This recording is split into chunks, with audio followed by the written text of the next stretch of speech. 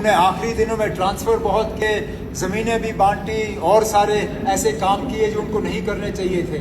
एक काम जो उनको करना चाहिए था, दिल्ली के तरफ से जमात इस्लामी के ऊपर जो बैन लगा हुआ था वो उठवाने का काम वो कर नहीं सके। चलिए, अब जमात इस्लामी इस इलेक्शन में खुलेआम हिस्सा नहीं ले पाएगी, हमें उस बात का अफसोस है। इंजीनियर रशीद साहब को जीतने के बाद अभी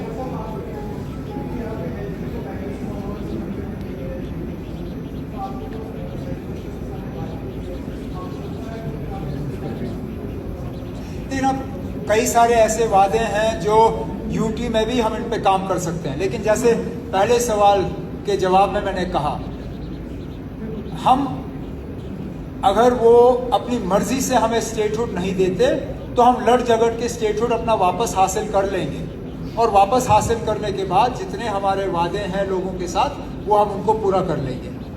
2009 में आपकी गवर्नमेंट ने पॉलिसी अनवील की थी for those militants who had crossed the border, and they came over 340 militants along with their children and wives came here.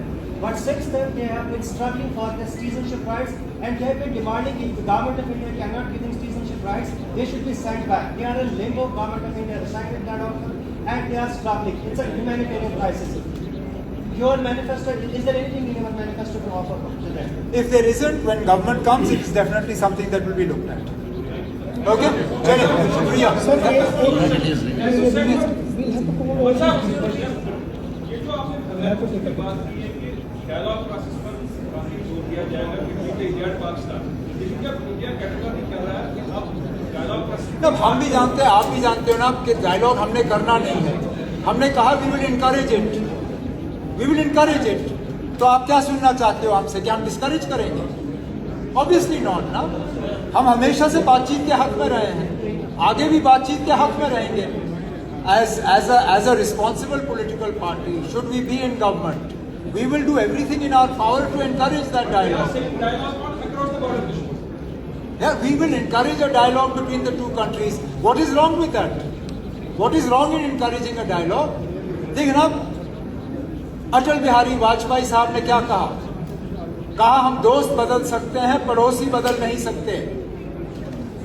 अगर हम दोस्त बदल सकते हैं, पड़ोसी बदल नहीं सकते। चलिए, आज बातचीत के हक में माहौल नहीं है, कल को हम उम्मीद कर सकते हैं माहौल होगा। और मैंने हर बार कहा है कि माहौल कायम करना ये सिर्फ हमारे मुल्क की जिम्मेदारी नहीं है, बातचीत के लिए माहौल कायम करना ये पाकिस्तान की भी जिम्मेदारी है। लेकिन हम अपने तरफ से बातचीत के लिए जो है हम इसके हक में रहेंगे, हम इसके हक में थे और रहेंगे। इसमें किसको एतराज हो सकता है?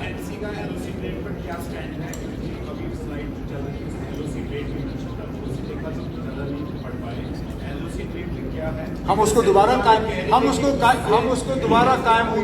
हम LOC ट्रेड और इन सब चीजों को जो वाजपेयी साहब और मनमोहन सिंह साहब की देन थी